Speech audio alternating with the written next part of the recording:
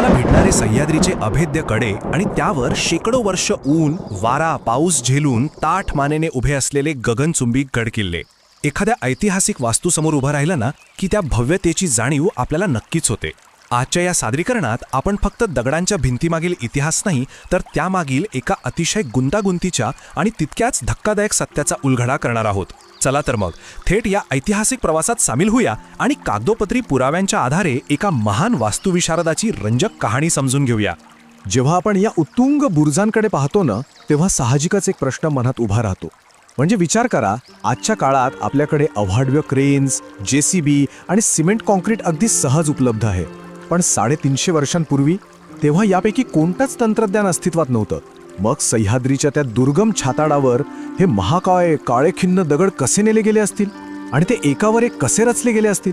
हा प्रश्न आपल्याला इतिहासाच्या अशा एका पानावर घेऊन जातो जिथे फक्त तलवारींचा खणखणाट नाहीये तर असंख्य मजुरांचा घाम आणि एका अद्वितीय बुद्धिमत्तेचा भन्नाट आविष्कार दडलेला आहे.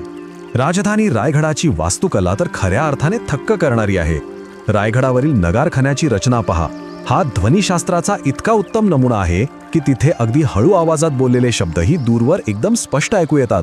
याशिवाय घोड्यावर बसून थेट खरेदी करता यावी यासाठी बांधलेली ती प्रशस्त बाजारपेठ आणि अत्यंत टणक काळ्या खडकात अचूकपणे खोदलेली महाकाय पाण्याची टाकी, हे सगळं पाहिलं ना की लक्षात येतं यामागे केवळ कामगारांचे कष्ट नव्हते तर एका अत्यंत प्रगत आणि दूरदृष्टी असलेल्या इंजिनियरचं डोकं होतं. आता त्या काळातील स्थापत्यशास्त्र किती प्रगत होतं हे एका अतिशय खास तंत्रावरून स्पष्ट होतं. त्याला म्हणतात शिशाचा सांधा. अत्यंत महत्त्वाच्या आणि ढासळण्याची भीती असलेल्या ठिकाणी 2 महाकाय दगडांच्या मध्ये चक्क वितळलेलं शिसे ओतलं जायचं. थंड झाल्यावर हा जोड इतका मजबूत आणि भूकंपरोधक व्हायचा ना की शेकडो वर्षानंतर आजही हे तट अगदी अभेद्य उभे आहेत. खरंच कमाल आहे. आणि हो, आजच्या आधुनिक सिमेंटलाही लाजवेल असं हे प्राचीन बांधकामाचं रहस्य होतं. केवळ दगड एकावर एक न रचता ते पक्के जोडण्यासाठी चुना, गूळ आणि काही विशिष्ट वनस्पतींचा रस यांचं अत्यंत अचूक मिश्रण वापरलं जायचं. हे मिश्रण योग्य प्रकारे भिजवून तयार करण्यासाठी हजारो अनामिक मजुरांनी, बेलदारांनी आणि लोणारांनी आपलं पूर्ण आयुष्य खर्ची घातलं. आज जे गडकिल्ले आपण अभिमानाने पाहतो ना ते ह्याच हजारो अज्ञात हातांच्या आणि त्यांच्या घामाच्या भक्कम पायावर उभे आहेत.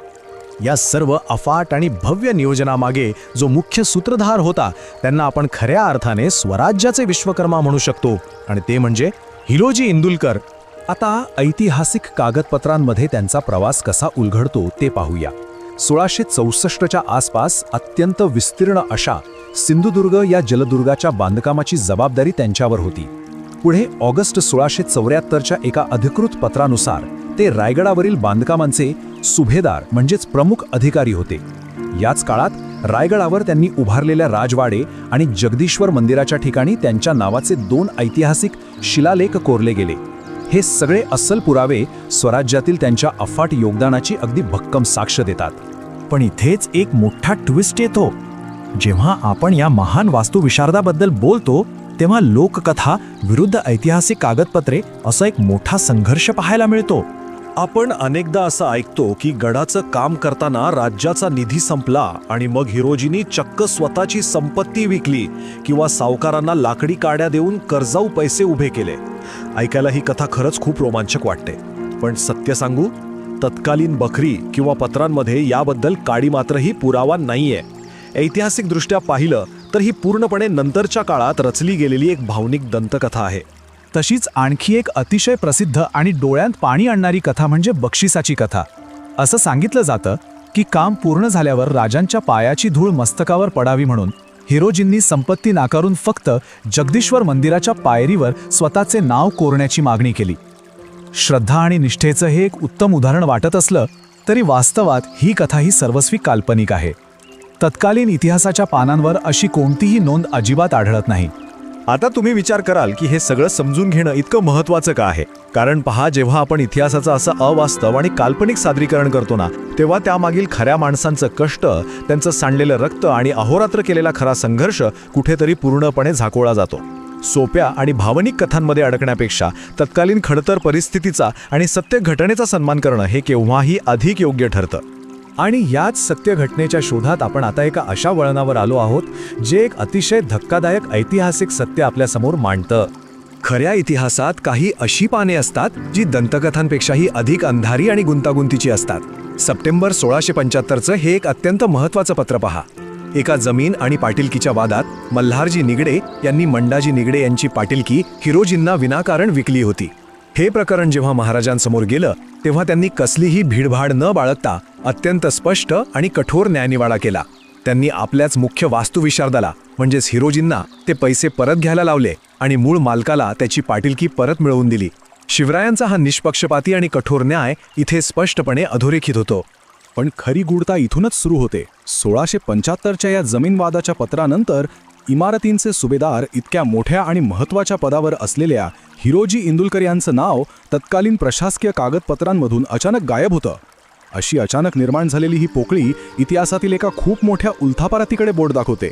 आणि मग अनेक दशकांनंतर इसवी सन 1743मध्ये खुद्द हिरोजींचे सुपुत्र जानोजी इंदुलकर यांच्या एका वतनपत्रातून एक अंगावर काटा आणणारं सत्य समोर येतं.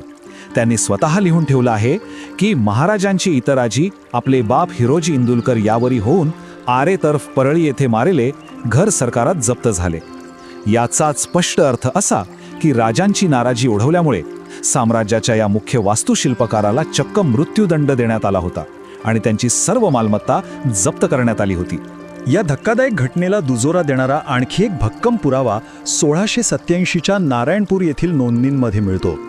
एका कर्ज प्रकरणात असं स्पष्ट नमूद आहे की हिरोजींना जेव्हा दस्त केलं म्हणजेच त्यांना कैद केलं तेव्हा त्यांचं घर जप्त झालं आणि तिथे काही कागदपत्रे सापडली.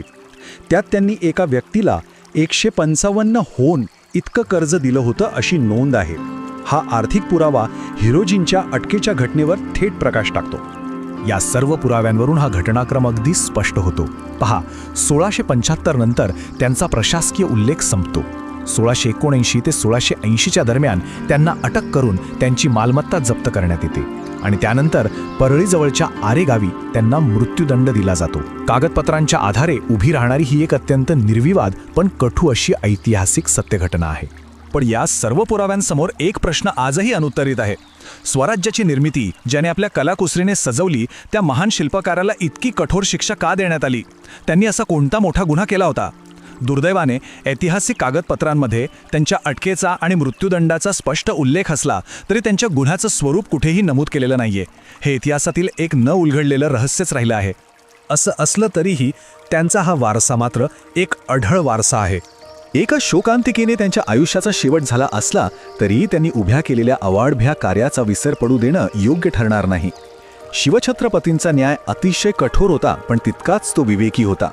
हिरोजींना मृत्यूदंड मिळाला असला तरी जगदीश्वर मंदिरावर कोरलेले हिरोजींचे शिलालेख महाराजांनी कधीही खोडून काढायला लावले नाहीत. यावरून हेच दिसून येतं की महाराजांनी त्यांच्या गुन्ह्याची शिक्षा त्यांना नक्कीच दिली, पण स्वराज्याच्या उभारणीत त्यांनी दिलेल्या महान योगदानाला आणि त्यांच्या वास्तुकलेला त्यांच्या गुन्ह्यापासून पूर्णपणे वेगळं ठेवलं. इथून आपल्याला एक अत्यंत प्रगल्भ असा ऐतिहासिक दृष्टिकोन मिळतो. एका चुकीमुळे किंवा शिक्षेमुळे एखाद्या व्यक्तीचं आयुष्यभराचं कर्तृत्व पुसलं जात नाही. विशेष म्हणजे या घटनेनंतरही इंदुलकर घराण्याने स्वराज्य सोडलं नाही. त्यांच्या पुढच्या पिढ्यांनी अत्यंत एकनिष्ठेने राज्याची सेवा केली. हा सर्व घटनाक्रम आपल्याला हेच शिकवतो की खरा इतिहास हा फक्त काळ्या पांढऱ्या रंगात नसतो. तो अत्यंत गुंतागुंतीचा, निष्पक्ष आणि मानवी भावनांनी भरलेला असतो. या सादरीकरणाच्या शेवटी जाताना हा एक विचार करण्यासारखा प्रश्न मी तुमच्यासमोर ठेवतो. एखाद्याच्या अतुलनीय कार्याचा आणि वारसाचा खरा सन्मान कशात आहे? खोट्या आणि सोयीस्कर दंतकथा रचण्यात की सत्य स्वीकारून त्यांच्या खऱ्या मानवीय संघर्षाची आणि अफाट योगदानाची जाणीव ठेवण्यात? स्वराज्याचे शिल्पकार हिरोजी इंदुलकर यांचा इतिहास आपल्याला हाच विचार करायला भाग पाडतो. असाच आणखी एखादा ऐतिहासिक विषय घेऊन पुन्हा भेटूया. तोवर खऱ्या इतिहासाचा शोध असाच सुरू ठेवा.